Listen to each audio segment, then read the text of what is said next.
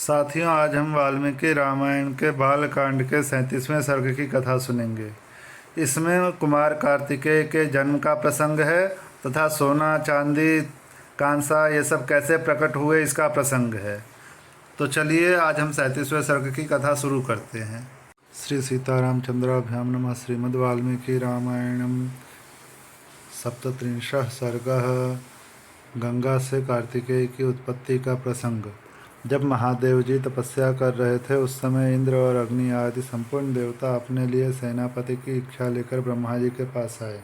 देवताओं को आराम देने वाले श्री राम, इंद्र और अग्नि सहित समस्त देवताओं ने भगवान ब्रह्मा को प्रणाम करके इस प्रकार कहा। प्रभो, पूर्व काल में जिन भगवान महेश्वर ने हमें बीज रूप में से सेनापति प्रदान किया था, वे उमा देवी के साथ उत्तम तप का आश्रय लेकर तपस्या करते हैं। विधि विधान के ज्ञाता पितामह, अब लोक हित के लिए जो कर्तव्य प्राप्त हो उसको पूर्ण कीजिए, क्योंकि आप ही हमारे परम आश्रय हैं। देवताओं की यह बात सुनकर संपूर्ण लोकों के पितामह ब्रह्मा जी ने मधुर वचनों द्वारा उन्हें सांत्वना देते हुए कहा। देवताओं, गिरिराज कुमारी पार्वती ने जो शाप दिया है उसके अनुसार तुम्हें अपने पत्नियों के गर्भ से अब कोई संतान नहीं होगी। उमा देवी की वाणी अमोघ है, अतः वह सत्य होकर ही रहेगी, इसमें संशय नहीं है। ये हैं उमा की बड़ी बहन आकाश गंगा, जिनके गर्भ में शंकर जी के उस तेज को स्थापित करके अग्निदेव के एक ऐसे पुत्र को जन्म देंगे जो देवताओं के शत्रुओं का दमन करने में समर्थ सेनापति होगा। ये गंगा गिरिराज के ज्येष्ठ पुत्री हैं, अतः अपनी छोटी बहन के उस पुत्र को अपने ही पुत्र के समान मानेंगी। उमा को भी यह बहुत प्रिय लगेगा, इसमें संशय नहीं है। रघुनंदन, ब्रह्मा जी का यह वचन सुनकर सब देवता कृतकृत्य हो गए। उन्होंने ब्रह्मा जी को प्रणाम करके उनका पूजन किया। श्री राम विविध धातुओं से अलंकृत उत्तम कैलाश पर्वत पर जाकर उन संपूर्ण देवताओं ने अग्निदेव को पुत्र उत्पन्न करने के कार्य में नियुक्त किया। वे बोले, देव हुताशन, यह देवताओं का कार्य है, इसे सिद्ध कीजिए। भगवान रुद्र के उस महान तेज को आप गंगा जी में स्थापित कर दीजिए। गंगा जी के निकट आए और बोले। तब देवताओं से बहुत अच्छा कहकर अग्निदेव गंगा जी के निकट आए और बोले, देवी, आप इस गर्भ को धारण करें, यह देवताओं का प्रिय कार्य करेगा। अग्निदेव की यह बात सुनकर गंगा देवी ने दिव्य रूप धारण कर लिया।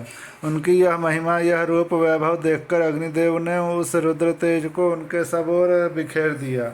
रघुनंदन, अग्निदेव ने जब गंगा देवी को सब ओर से उस रुद्र तेज द्वारा अभिषिक्त कर दिया, तब गंगा जी के सारे स्रोत उससे परिपूर्ण हो गए।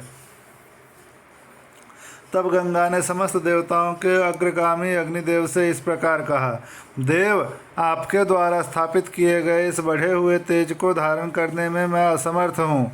आपकी इसकी आँच से जल रही हूँ और मेरी चेतना व्यथित हो रही है। तब संपूर्ण देवताओं के भविष्य को भोग लगाने वाले अग्निदेव ने गंगा देवी से कहा, देवी, हिमालय पर्वत के पार्श्व भाग में इस गर्भ को स्थापित कर दीजिए।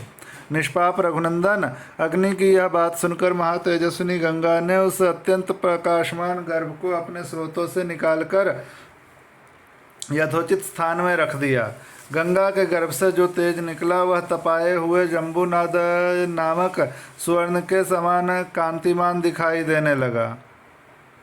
गंगा सुवर्ण में मेरुगिरि से प्रकट हुई है, अतः उनका बालक भी वैसे ही रूप रंग का हुआ।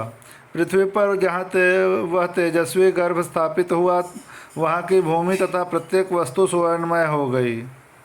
उसके आसपास का स्थान अनुपम प्रभाव से प्रकाशित होने वाला रजत हो गया। उस तेज की तीक्ष्णता से ही दूरवर्ती भूभाग की वस्तुएं तांबे और लोहे के रूप में परिणत हो गईं। उस तेजस्वी गर्भ का जो मल था वही वहाँ रांगा और सीसा हुआ। इस प्रकार पृथ्वी पर पड़कर वह तेज नाना प्रकार के धातुओं के रूप में वृद्धि को प्राप्त हुआ। पृथ्वी पर उस गर्भ के रखे जाते ही उसके तेज से व्याप्त होकर पूर्वोक्त श्वेत पर्वत और उससे संबंध रखने वाला सारा वन स्वर्णमय होकर जगमगाने लगा। पुरुष सिंह रघुनंदन, तभी से अग्नि के समान प्रकाशित होने वाले सुवर्ण का नाम जात रूप हो गया, क्योंकि उसी समय सुवर्ण का तेजस्वी रूप प्रकट हुआ था। उस गर्भ के संपर्क से वहाँ तृण, वृक्ष, लता और गुल्म सब कुछ सोने के ही हो गए। तदनंतर इंद्र और मरुदगणों सहित संपूर्ण देवताओं ने वहां उत्पन्न हुए कुमार को दूध पिलाने के लिए 6 कृत्तिकाओं को नियुक्त किया। तब उन कृत्तिकाओं ने यह हम सबका पुत्र हो ऐसी उत्तम शर्त रखकर और इस बात का निश्चित विश्वास लेकर उस नवजात बालक को अपना दूध प्रदान किया। उस समय सब देवता बोले, यह बालक कार्तिकेय कहलाएगा और तुम लोगों का त्रिभुवन विख्यात पुत्र होगा, इसमें संशय नहीं है। देवताओं का यह अनुकूल वचन सुनकर शिव और पार्वती से स्खलित तथा गंगा द्वारा गर्भस्राव होने पर प्रकट हुए अग्नि के समान उत्तम प्रभा से प्रकाशित होने वाले उस बालक को कृत्तिकाओं ने नहलाया। ककुत्स कुलभूषण श्री राम अग्नितुल्य तेजस्वी महाबाहु कार्तिकेय गर्भस्राव काल में स्कंदित हुए थे, इसलिए देवताओं ने उन्हें स्कंद कहकर पुकारा। तदनंतर कृत्तिकाओं के स्तनों में परम उत्तम दूध प्रकट हुआ। उस समय स्कंद ने अपने 6 मुख प्रकट करके उन 6 का एक साथ ही स्तनपान किया। एक ही दिन दूध पीकर उस सुकुमार शरीर वाले शक्तिशाली कुमार ने अपने पराक्रम से दैत्यों की सारी सेनाओं पर विजय प्राप्त की। तत्पश्चात अग्नि आदि सब देवताओं ने मिलकर उन महातेजस्वी स्कंद का देव सेनापति पद पर अभिषेक किया। श्री राम, यह मैंने तुम्हें गंगा जी के चरित्र को विस्तार पूर्वक बताया है। साथ ही कुमार कार्तिकेय के जन्म का भी प्रसंग सुनाया है, जो श्रोता को धन्य एवं पुण्यात्मा बनाने वाला है।